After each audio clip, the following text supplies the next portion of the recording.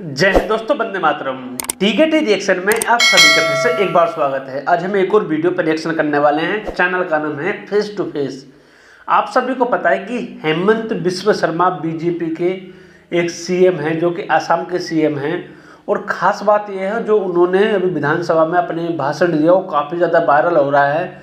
उन्होंने बोला कि जब तक मैं जिंदा हूँ आसाम के अंदर बाल विवाह नहीं होने दूंगा। जो कि मुस्लिम समाज के लोग जो असम में रहते हैं अपना अधिकार मानते हैं कि हम नाबालिग बच्चों से शादी कर सकते हैं, निकाह कर सकते हैं। उसको लेकर उन्होंने बात बोली है। तो चलिए देख लेते हैं डॉक्टर साहब क्या बात कर रहे हैं और किस तरह की अपनी राय दे रहे हैं। ये आदमी खुला नहीं रहना चाहिए। इसके जुबान में, इसके मुंह में डंडा रेल देना चाहिए। डंडा रेल देना चाहिए सरकार को। ये इंसान खुला नहीं रहना चाहिए। आप लोग सुन लीजिए, असम में चाइल्ड मैरिज नहीं होने दूंगा जब तक मैं जिंदा हूँ। जब तक हिमंत बिस्वा शर्मा जिंदा है तब तक असम में चाइल्ड मैरिज नहीं होगा। 2026 सन का पहले मैं ये दुकान बंद कर दूंगा। तो इसी मुद्दे पर होगी आज बात, और आप लोगों को फिर से एक बार बेशर्मी की, जिहालत की, कौम को भड़काने की प्रकाष्ठा दिखाऊंगा।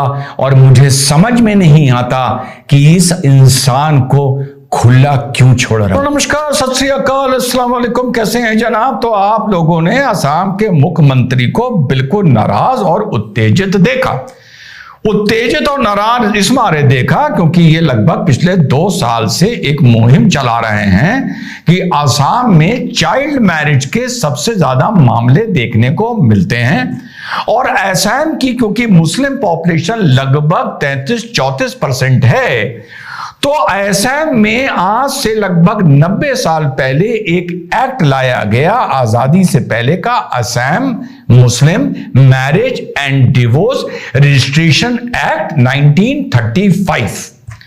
इस एक्ट के तहत 2010 में इसमें ये एक प्रावधान था जो बाकी भारत में नहीं है। अच्छी चीज थी कि जो स्टेट ऑफ असम था वो कुछ काजियों को नियुक्त करता था एज रजिस्ट्रार पूरे असम में। अच्छा, एक काम करते हैं, पहले वो बात सुन लीजिए जिसके लिए मैंने शुरू की अपनी पहली बाइट में बोला था कि आज आपको एक बार फिर से जिहालत की, कौम को बलगलाने की, कौम को भड़काने की प्रकाष्ठा सुनाता हूं। और उसके बाद बताऊंगा कि ये असल में मामला है क्या, कानून है क्या, इसमें क्या चेंज किया गया है, क्या रिपेल किया गया है।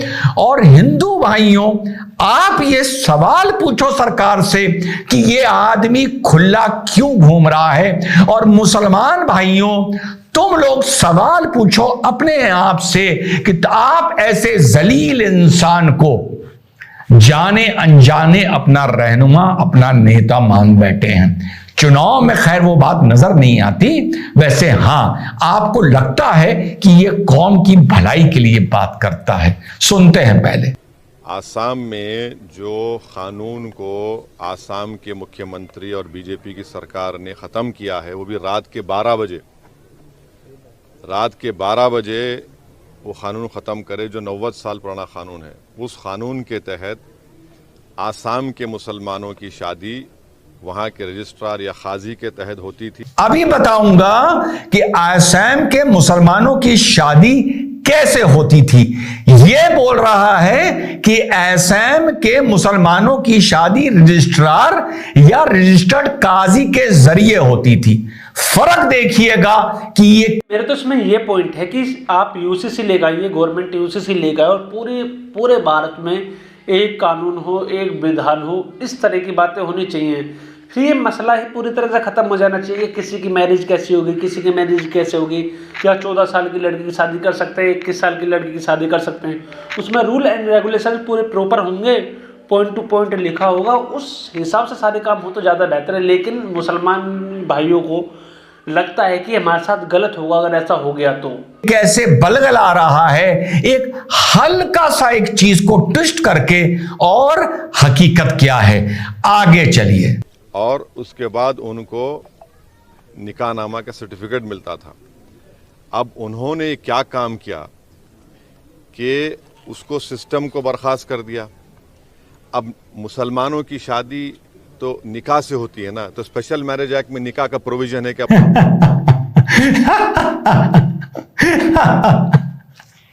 थोड़ा और झेल लो इसको, फिर बताता हूं। प्रोविजन है क्या, बताइए मेरे को। भाई मेरा रिलीजियस ड्यूटी है, मैं अपने रिलीजन के लिहाज से शादी करूंगा ना। स्पेशल मैरिज एक्ट में तो रिलीजन नहीं है, वो तो एक न्यूट्रल सेकुलर लॉ है।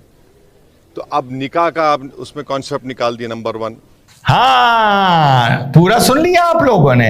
फिर से जो शुरू में थोड़ा बोला था फिर से बता देता हूं। असम में मुस्लिम पॉपुलेशन 34% है। 1935 में वहां पर एक एक्ट लाया गया, असम मुस्लिम marriage and divorce registration act 1935। वो सभी सरकारों ने उसका एक सिस्टम बनाया। सिस्टम यह बनाया कि सरकार ने कुछ काजी अलग अलग क्षेत्रों में सुनिश्चित करे। टोटल मिला के 94 काजी हैं। उनको एक जैसे नोटरी सरकार लाइसेंस देती है, उनको लाइसेंस दिया गया। जैसे आप आसान भाषा में समझ लीजिए नोटरी, उनको इस एक्ट के तहत रजिस्ट्रार माना गया कि यहां पर जाकर आप अपना निकाहनामा दिखाकर पेश होकर अपनी निकाह को रजिस्टर कर सकते हैं। ये बोल रहा था कि शादी रजिस्ट्रार और कुछ काजी के थ्रू ही होती थी, और इस सरकार ने रात के 12 बजे उस पूरे एक्ट को रिपील कर दिया, खत्म कर दिया, एब्रोगेट कर दिया। अब पहला आपने फर्क पकड़ा, ये जो झूठ बोल रहा है।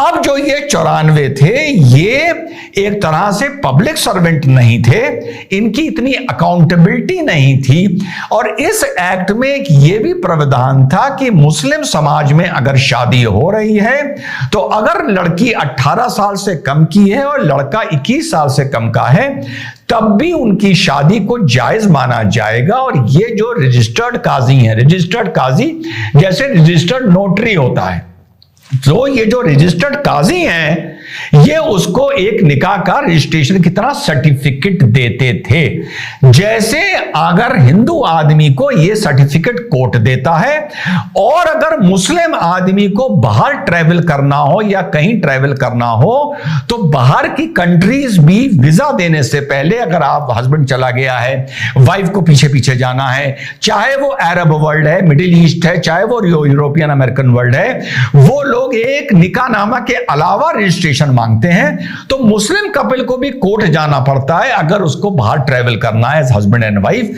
या हस्बैंड अपनी वाइफ को या वाइफ अपने हस्बैंड को बुलाना चाहती है, और वो सर्टिफिकेट ही एम्बेसी में दिखाया जाता है निकाहनामा के अलावा। समझ गए? बिल्कुल आसान भाषा में समझा रहा हूं आपको। लेकिन इसी तरह असम में एक सुविधा थी कि वहां का जो नोटरी काजी होगा वो आपकी शादी को रजिस्टर करेगा। उसमें बहुत गड़बड़ियां पाई गई over the period of years, divorce को भी करेगा। और दूसरी बात, उसमें एक सिस्टम था कि 18 से नीचे और 21 से कम की भी शादी, लड़की अगर 13 से ऊपर है तब भी उसकी शादी रजिस्टर कर दी जाएगी। उस एक्ट को सिर्फ, और ये रजिस्टर्ड काजी का जो सिलसिला था उसको असम गवर्नमेंट ने खत्म कर दिया है। ये बोल रहा है ना कि भाई मुसलमान की शादी।